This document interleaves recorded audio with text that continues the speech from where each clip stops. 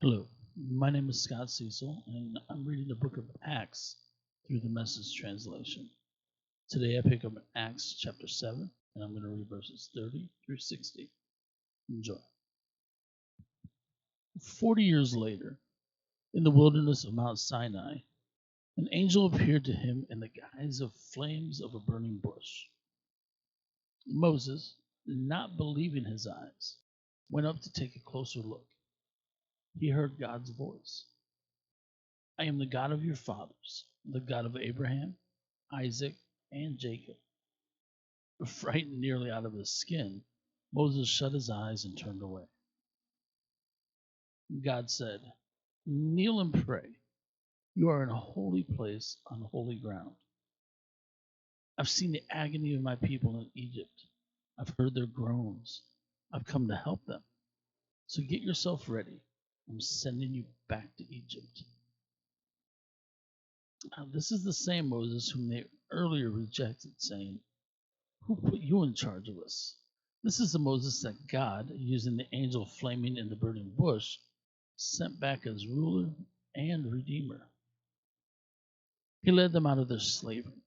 He did wonderful signs, setting up God's signs all through Egypt, down at the Red Sea, and out in the wilderness for 40 years.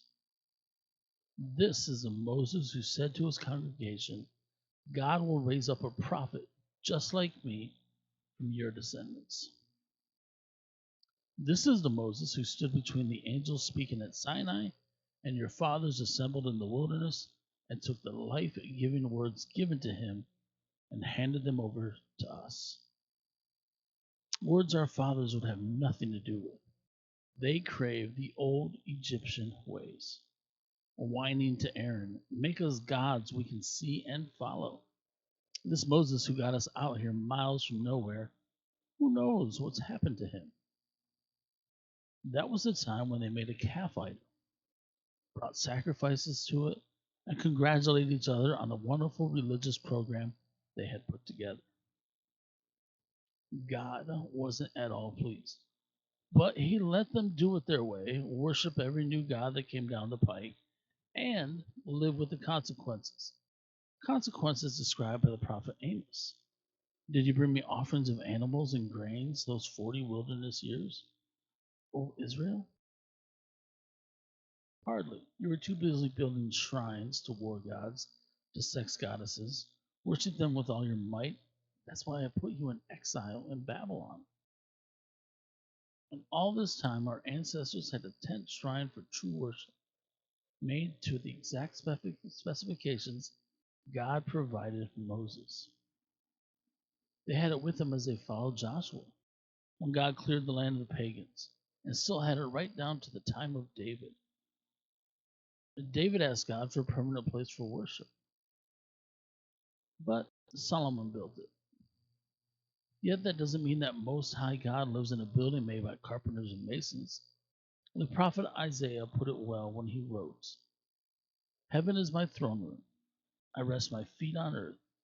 So what kind of house will you build me, says God, where I can get away and relax? It's already built, and I built it.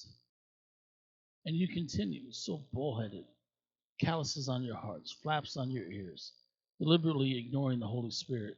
You're just like your ancestors. Was there ever a prophet who didn't get the same treatment? Your ancestors killed anyone who dared talk about the coming of the just one. And you've kept up the family tradition. Traitors and murderers, all of you.